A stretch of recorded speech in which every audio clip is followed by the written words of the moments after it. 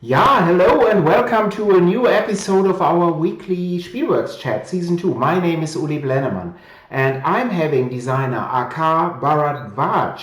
Please excuse my horrible pronunciation here right at the start as my guest today. So thank you so much for taking the time today to present your game. So how are you? I'm great. How's it going, Uli? I appreciate it. Thanks for having me on your show today. Of course, because I'm curious. I want to learn more about your game, so it's my pleasure. And there is Chris from the UK. Hello, good to see you. And Akar, of course, he won first place with his design "Tyranny of Blood" in the Zenobia Awards. So congratulations here, of course, Thank you. for that win. And for viewers, I'm putting in here the URL of the Zenobia Awards winners page in there. So please check this out. And if you are having questions or comments today, please put them in the chat window and Akar will gladly answer. So to start, Akar, please tell us a little bit about yourself. What are you doing for a living? How's your life?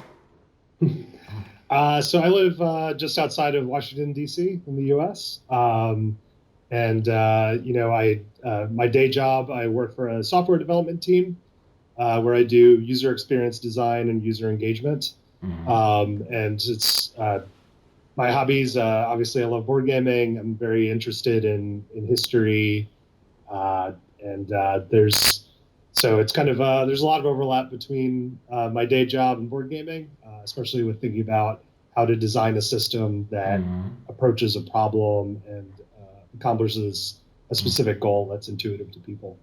Yeah, right. Yeah, I have the feeling that half of board game designers are either teachers or are working in software or in programming because it seems to lead to becoming a designer. So, but are you a long time gamer, Akar? Yes, I played board games my whole life. As a kid, I was more into simpler games, Pictionary, Trivial Pursuit, Risk, that sort of thing. I think about 10 years ago, I went to a board game store near here, and I saw Twilight Struggle on the shelf, and I decided to pick it up. And ever since then, I've been playing kind of modern historical games, and I've enjoyed it a lot. Yeah, I can imagine. And Twilight Struggle is, of course, a wonderful game. So, which store was this? Complete Strategist or which one? So I love the Complete Strategist as well, but this store is called Labyrinth. Oh, It's okay, in I get Washington it. D.C. It's a great store. If you come to DC, I'd recommend going there. It's a lot of fun. Yeah. So, yeah, maybe next year sometimes again. And there is Christoph. Hello, Christoph. Good seeing you. Hello to Munich.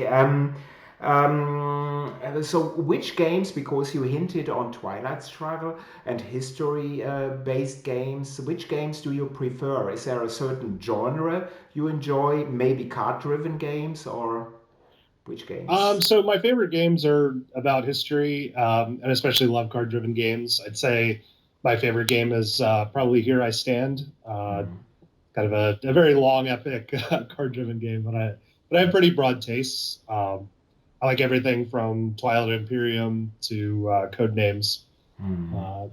It's yeah, pretty broad, but I think my preferences are more towards the longer, complicated historical games. But it's a little hard to convince a lot of my friends to play those. Yeah, this is correct. So I'm glad if I'm able to play Here I Stand once a year, and I think last time was 2019 because I also think it's a wonderful game and an epic game for sure. But Akar, when did you first think about your game, and was this before or after you've heard about the Zenobia Awards? So this was after I've probably for a few years I've kind of had like a pipe dream, kind of an idea that I'd like to design a board game, but it was it needed somebody to like push me to actually do it. So after I heard about the Zenobia Award, I kind of thought about applying, and a friend of mine really pushed me hard to apply, and so and I thought the contest itself was great because it had a very tight time frame to kind Yes. of force me to go through the whole process.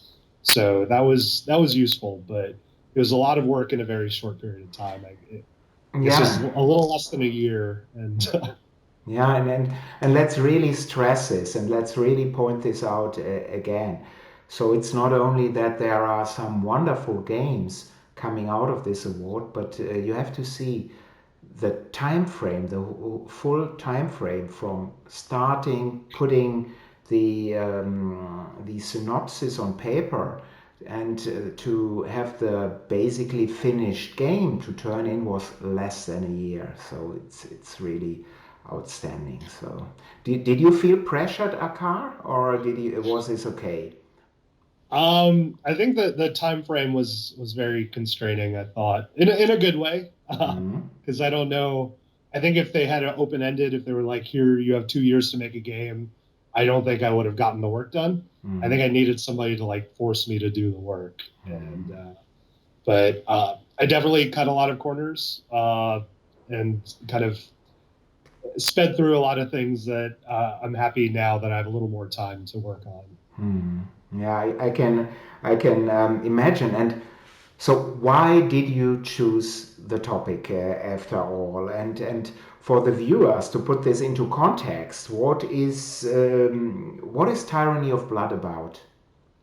So, Tyranny of Blood models changes to the Indian social structure, specifically the Indian caste system, as it responds to the rise and fall of British colonialism. Hmm. So, the game takes place roughly between 1750 and 1947, Hmm. and it's basically how British colonialism affected India on a social level. Hmm.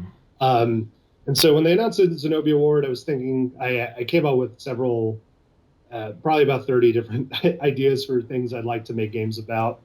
And I kept coming back to this idea of colonialism, because most games about colonialism focus on kind of the armed conflict. Like I think a lot about the coin games, right? There's a lot of armed struggle, Hmm. armies moving, securing things, etc. But the military aspect is such a small part of colonialism, in my view. Most of British colonialism was economic as well as social conflict, more so than people actually fighting in the streets. Hmm. So I wanted to explore how the Indian subcontinent went from a place that was wealthier than the entire European continent in the 1700s until it became kind of an impoverished country just 200 years later. Yes. And what did that process mean for the Indian people and how they interacted with each other? Hmm. Yeah. Very interesting. And maybe if you can, Akar, please turn on the TTS module of the game so that people can see the prototype module. If you screen share this with us, please. Okay. Can you see my screen? Yes, so this is great. So people can see the screen. And so maybe you explain what people can see in broad outline and tell us a little bit about the key mechanics of the game. Or please start with the basics. So, how many players, what genre is this game about? So this is a card-driven game. It's a very asymmetrical card-driven game. It has 4 players. Mm-hmm. So I don't know how much your viewers know about the caste system, but the four players are the 4 main castes. So we have the Brahmins up here. Brahmins are kind of the teachers, the priests, the educated caste. And up here we have the Kshatriya, who are the kings, the warriors, kind of the political and military caste. Mm-hmm. Down here we have the Vaishya, who are the merchants, the traders. Their focus is on economics, on trade.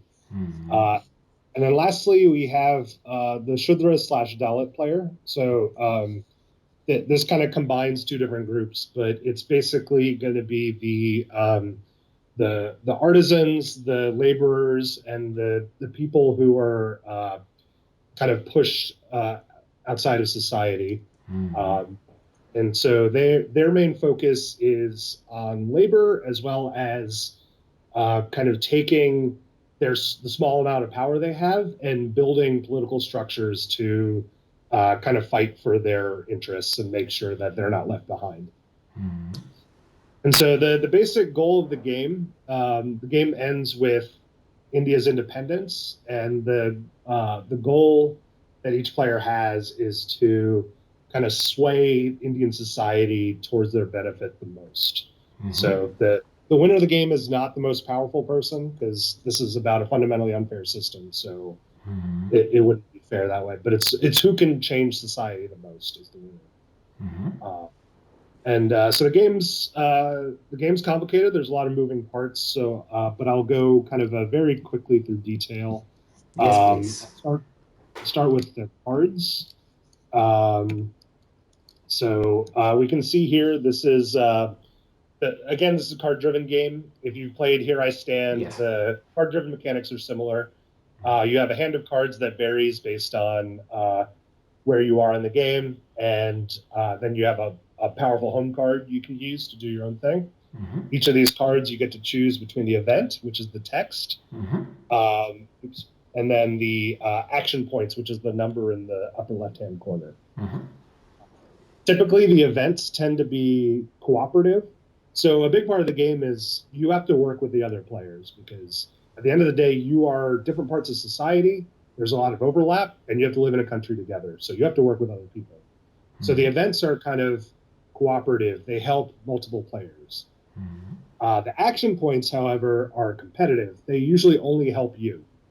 And the flip side of that is if you only help yourself, the British are looking for kind of fissures in society. So if you only help yourself, the British are going to take advantage of it. Mm-hmm. And so if you spend a card for the action points, the British get to take an action as well. Mm-hmm. And the British are played by an AI, basically. Yeah, and I think this is also very interesting in your game, that you are basically having a 4-player game, but that the British aren't represented by a player, but that they are played by the game system. So I like this aspect a lot too. Yeah, and please go on. Sorry for the interruption here. Oh, that's fine. Yeah, so as I did research, I realized that the goals the British had were completely different from any goal that any local Indians had.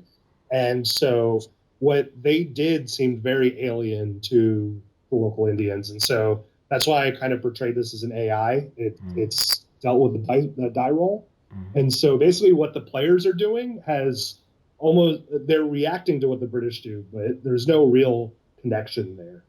And I thought that was kind of a good allegory for how the British treated India. And so I'll go over kind of the sections of the board. Yes. So up here are the sort of religious dynamics. This is the Jati track. So a Jati is basically a subcaste. In reality, there's thousands and thousands of these, but for game purposes, there's only about 4 per player.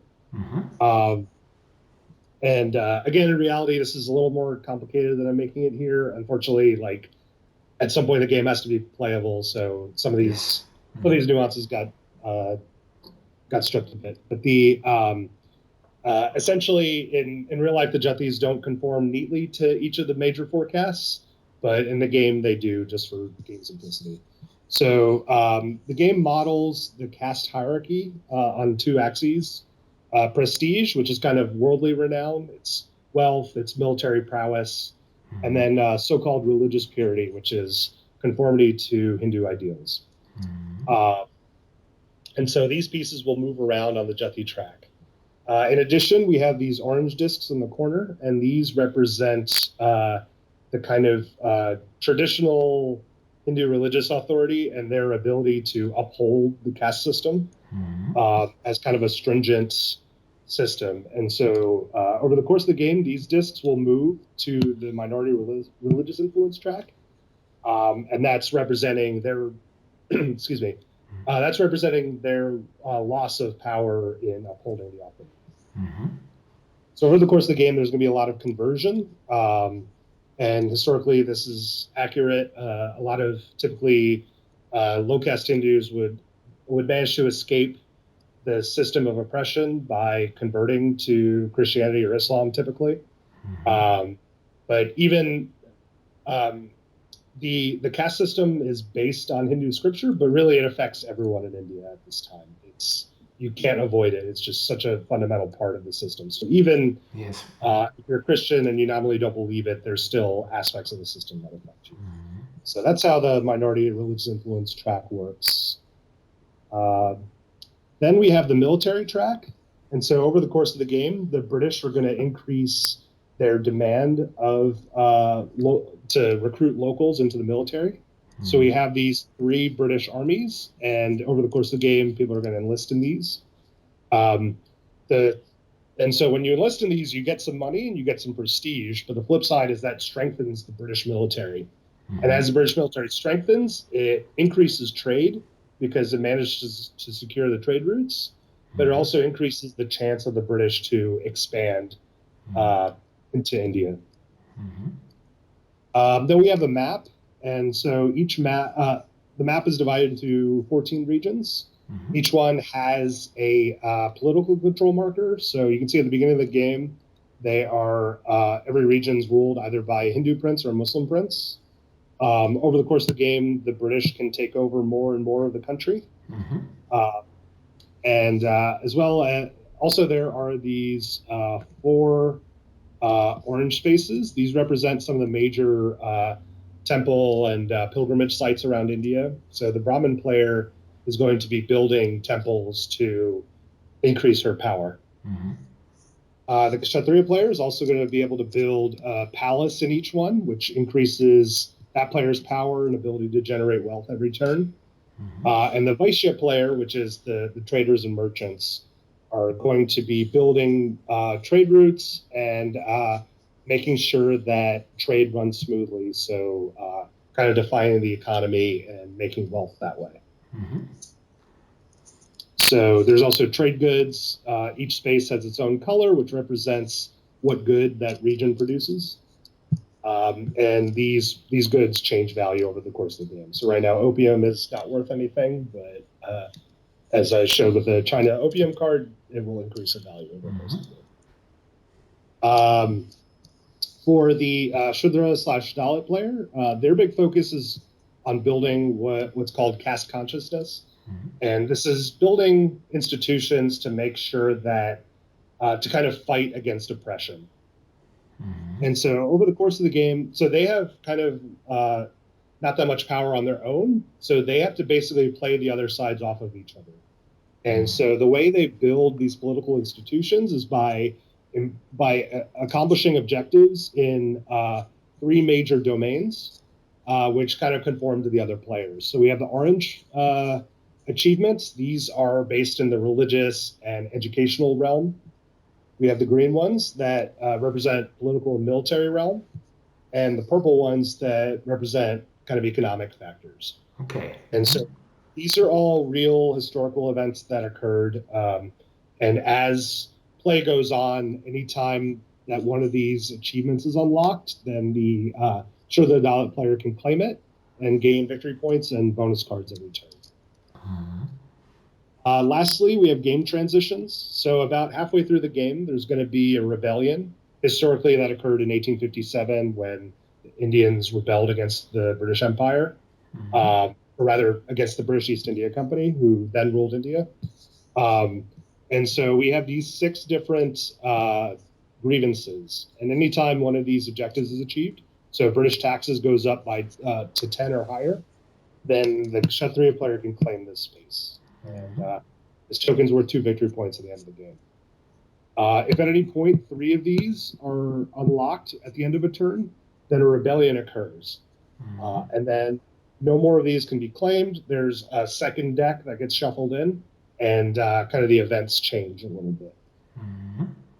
Lastly, on the last turn of the game, so there's 4 turns, each one represents about 50 years. The last turn of the game allows for the Indian independence movement to become a thing. So these are 9 different leaders of the Indian independence movement, and each one has a different ideology that person espoused in history. So At any point on the last turn of the game, you can play a card to claim one of these, and that's kind of offering your support to this ideology. And you can see each one of these has a benefit for a different player. So, for instance, B.R. Ambedkar, he was a big fighter for caste equity to kind of fight against the worst oppressions of the caste system. And so if you claim him, then the Shraddha Dalit player gets a bunch of victory points, and the Brahmin player will lose one. Yeah, And interesting. if you claim Gandhi, who's in the middle of the board, then the game ends immediately, and you just score. Yeah. As opposed victory points wins the game. Yeah, very interesting. What I find fascinating. So first, of course, as a huge fan of Here I Stand, I know card-driven games. But you, of course, in a card-driven game like Here I Stand or Virgin Queen, you have your board, you have your player mat as well, and you do things. And here you have lots of different tracks. And what I find fascinating that in this short period of time, so again, less than a year from thinking about the game to having it in this format, that these different systems, tracks work together so well. So really very interesting.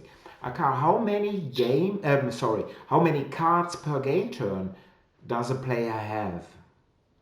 So each player has one cast card that they get every turn, and then at the beginning of the game they get 3 extra cards dealt from the deck.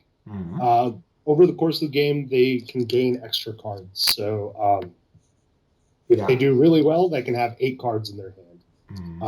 That's probably not going to happen, but over the course of the game, they get more. So the way you get more is for the Brahmin player, it's the number of palaces they build. For the Kshatriya players, it's the number of temples they build. For the Kshatriya players, the number of palaces. For the Vaishya player, it's the size of the Indian economy. And then for the Shraddha Dalit, it's the level of caste consciousness they reach.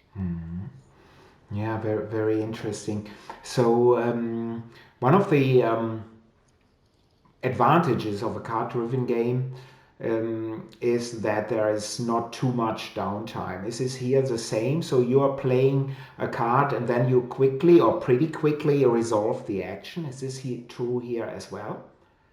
Yes, some of the actions are going to take a little while, and the next big process I need to do for the game is streamlining, because some of the things you can do are a little more complex than they need to be. But I can show you on the player aid here. Each player, I think, has 5 different actions they can choose from. So I know in Here I Stand, there's like more than a dozen, but here it's 5, and it's usually at a given point there's only like 2 or 3 that are really eligible. Yeah, and I see on this player aid there that's a support. Independence is only possible on turn 4, so you are having here 4 different actions costing different APs, so from 1 to up to 3. So yeah, very very interesting. So Akar, I'm totally ignorant about Indian history, so bloody Germans, I can just say. So I'm here, I'm seeing this game, I'm a card-driven fan, so I want to play this. So do you think I need to read something first to understand it, or how did you model the game? So there's like a basic amount of information I think you would need to learn before you started playing it. I've in the playbook I wrote up, there's a short essay, I think it's like 2 pages that I wrote, that's just kind of a very quick primer into understanding the caste system and understanding the history of India at the time. And so the main objective of the game is I want you to be able to play the game with very little knowledge, and I want people to learn a lot from the game as they play it. So I think as long as you read that quick essay, I think you should have enough knowledge to understand and play the game. Yeah, and of course it's always the beauty of history-based games that often the players want to read after their game more about it. They want to learn more about the topic, so that the game is a great incentive to read more about it. So, Akar, what is the typical total playing time of Tyranny of Blood? So I have a short scenario that's supposed to take about 2 hours, and the full scenario takes about four. So Uh, so basically one game round is an hour, right? yes, about. And Mm. obviously, if it's people's first games, then the first turn is going to take a little longer. But Yeah. I found like when playtesting, the first turn takes a little while, but as soon as they get through the concept and understand it, it goes pretty quick after that. Yeah, so this sounds really good. And yeah, I'm seeing here. Hello, Daniel. By the way, good seeing you. Greetings to Brooklyn and Kratzspitzdolch. Great name. As I said last time, hello. This must be a German viewer. And there's Matze Spieletreffenverteiler. Good seeing you all.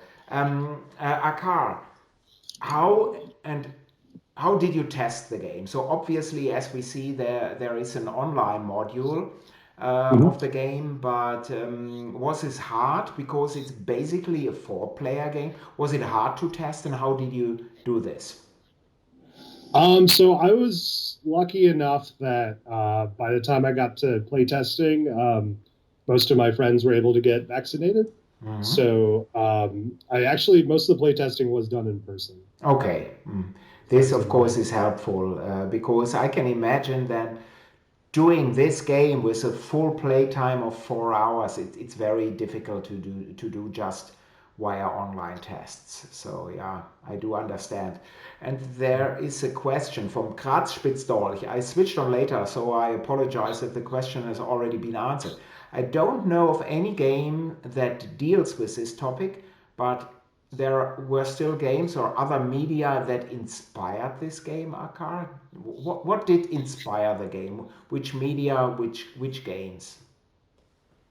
So I think in terms of game inspirations, I mean, I think the big one was Here I Stand in terms of Mm-hmm. mechanics, but there's uh, there's also there's been a lot of games recently. I think the most famous is This Guilty Land by Mm. Amabel Holland. Kind of Yes.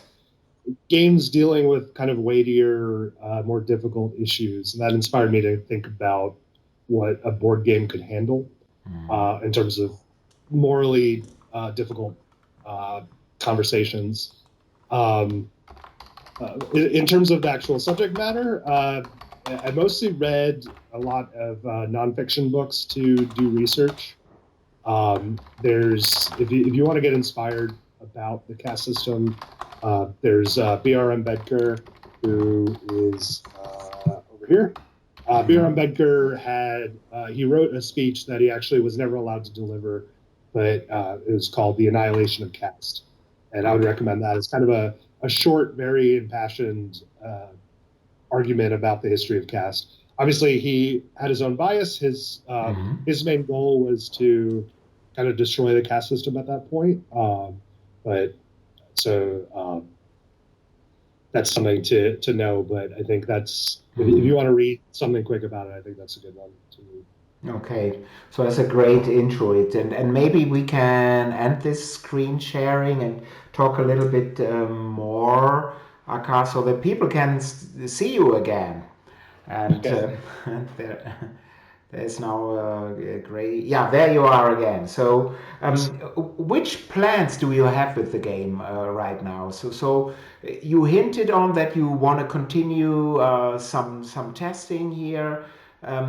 What are your plans for the future? So the game still needs a lot of development, mostly streamlining some of the more complex issues and balancing. Like I mentioned earlier, the time frame of the Zenobia Awards was very tight, so there were a lot of things I kind of didn't spend enough time on, and so I need to do that now. And currently talking to a few different publishers, and I'll leave it at that. But I'll have a difficult decision to make pretty soon, I think. So Yeah, but hopefully you'll see it. please go on. I Sorry. say hopefully you'll see Tyranny of Blood on your on the shelves of your local game store in a few years. Yeah, so I'm already looking forward to this right now, and I'm sure there are publishers interested in this game. For one, I'm 100% sure that we'll see it rather as soon as possible. Let's put it this way. There's another question from Christoph. Your examples described how actions of the players can shape British rule. Are there also top-down effects of British action shaping the caste system? Yes. So actually, the British actions are kind of unrelated to what the players do, but the British actions do affect the caste system a lot. So, and historically, if you look at what the British did during this time, there was a lot of changes. Probably the big one was the massive increase in the importance of trade. Made a lot of the traders and merchants gain a lot of wealth very quickly. And so a lot of these people who traditionally in Indian society weren't necessarily that high in the hierarchy, all of a sudden they gained a lot of wealth that they could use to live more lavishly. And then they could spend that wealth to donate to temples and such. And so they could gain kind of religious clout as well. Also, the British, at various times, the British kept changing how they dealt with religion. So at some point, one of the British viceroys allowed a lot of evangelicals to come in and do a lot of missionary work. And then when locals didn't like that very much, then they stopped doing that. And so they swung kind of violently between wanting to be quote unquote civilization, wanting to bring civilization and Christianity versus just wanting to suck the wealth out of India, and not caring about what people did. Also, kind of on an administrative level, there were a lot of changes. So British, a lot of the caste system was kind of informally defined before the British came, and in order to better run the empire, the British used a lot of administrative power, and so they conducted censuses, which would explicitly list your caste, and that kind of, once that was like written down on a formal document, it was a lot harder to escape what that said about you and kind of move on to another occupational path. This is really fascinating. So also on a personal level, I'm very interested in this game. I want to play it immediately. And Karspitzdolch is also saying super interesting. I didn't know I'm bad car because Karspitzdolch is saying I'm also bloody German, but he will follow the recommendation reading this. And Christoph is saying great, very interesting. So yes. I agree very, very much. And I really think that it's important to not only have games around that are about trading stuff I'm also very much a cube pusher. I love my trading games where I exchange resources for this. So there is nothing bad about this, but I think games can do a lot more. So, and you mentioned already this Guilty Land by Holland, Spiele by Amabel Holland, and there are a couple of other games out there which really show that games can do and can achieve more. Not every game has to be a game like Tyranny of Blood, so an involved game about a pretty difficult topic, but I think it really is important, and gaming culture has, and it's also good for gaming culture to have these games around. So really, I applaud you here for this. And Akar, thank you very much. Your introduction to your game was very delightful. And how can people reach you if they want to reach you, if they want to get in touch? Probably the best way is I set up a Board Game Geek page for Tyranny of Blood, so the forum is open. If you have any questions, I'd be happy to answer them there. Yeah, very good.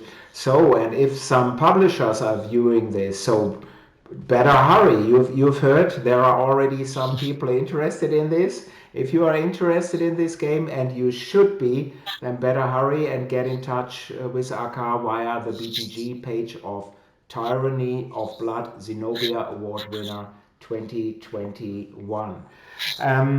Next week, I'm having another guest. It is the wonderful Travis D. Hill, the designer of many, many great games.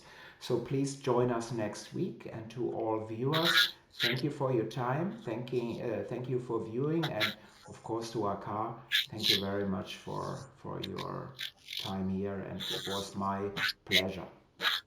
Thanks a lot, Uli. It was great talking to you. Yeah, I loved it. And till then, till next week, bleibt alle gesund, Black Lives Matter. Bye bye. Bye.